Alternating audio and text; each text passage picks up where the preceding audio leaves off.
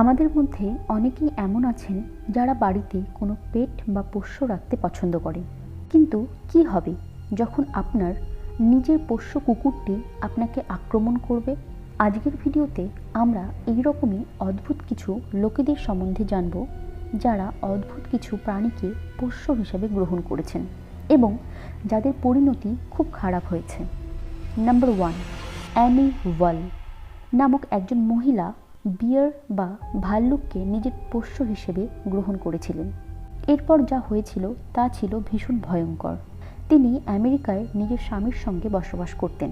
সেই মহিলাটির জন্মদিনে তার স্বামী তাকে একটি বেবি বিয়ার গিফট করে। তারপর সেই বেবি বিয়ারটিকে অ্যানি খুব যত্ন করতেন এবং ভালোবাসতেন। এছাড়াও সেই বেবি বিয়ারটিও অ্যানিকে ভীষণ ভালোবাসত। সময়ের সঙ্গে সঙ্গে সেই বেবি বিয়ারটিও অনেক বড় হয়ে যাচ্ছিল।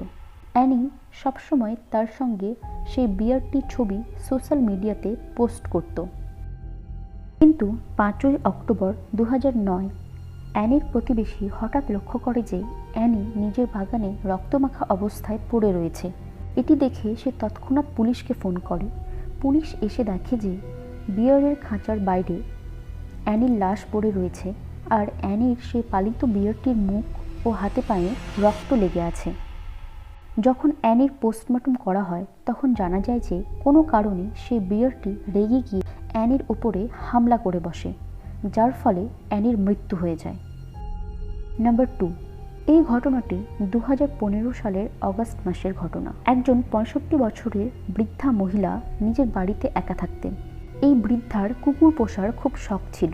আপনি শুনলে অবাক হবেন যে এই বৃদ্ধা মহিলাটি 46টি কুকুর পোষ্য হিসেবে রেখেছিলেন। এই কুকুরগুলি ছিল ভীষণ ভয়ঙ্কর। একদিন এই মহিলার হঠাৎ মৃত্যু হয়ে যায়।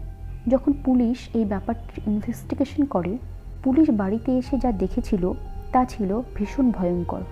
এই কুকুরগুলি এতটা এগ্রেসিভ ছিল যে কুকুরগুলি পুলিশদের দেখে তাদের উপরই হামলা করে দেয়। তখন পুলিশরা নিজেদের সুরক্ষার জন্য 9টি কুকুরকে তখনই মেরে ফেলে এবং কোনো মতে বাকি কুকুরগুলিকে কন্ট্রোলে করতে পারে। তারপর পুলিশরা গিয়ে দেখেন যে সেই বৃদ্ধ মহিলাটির অর্ধেকের বেশি শরীরের অংশ কুকুরগুলি খেয়ে ফেলেছিল। ওই মহিলার ডেড বডির অবস্থা এতটাই খারাপ ছিল যে সাধারণ কোনো মানুষ সেই বডিটিকে দেখতে পারত না। ইনভেস্টিগেশনের পর জানা যায় যে বৃদ্ধ মহিলাটি বেশ কিছুদিন ধরে অসুস্থ ছিলেন, যার জন্য সে তার পোষ্য কুকুরগুলিকে খেতে দিতে পারেনি।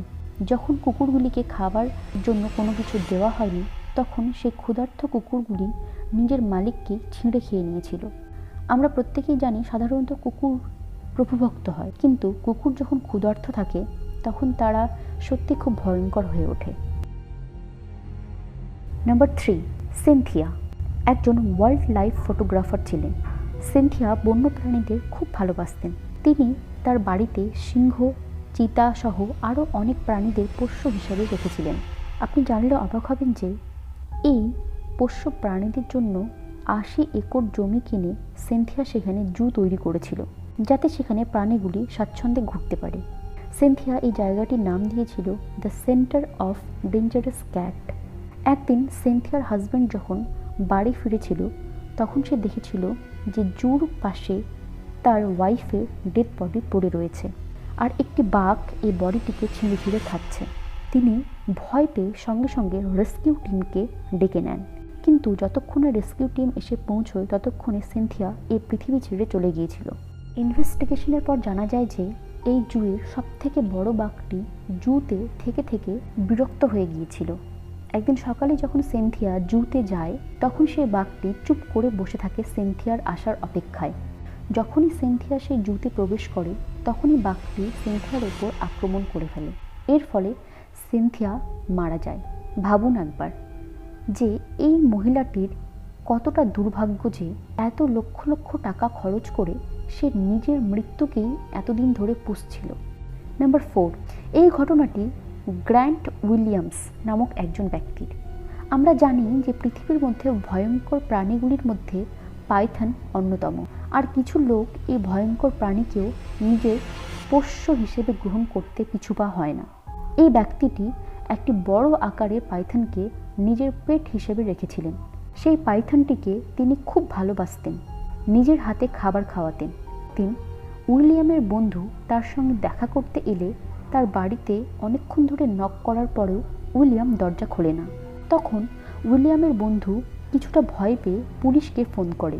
এরপর পুলিশ এসে দেখে যে বাড়িতে উইলিয়ামের ডেড বডি পড়ে রয়েছে, এমনকি উইলিয়ামের একটি হাতও নেই। তার পোষ্য পাইথনটি তার বডির পাশে ঘোরাফেরা করছে।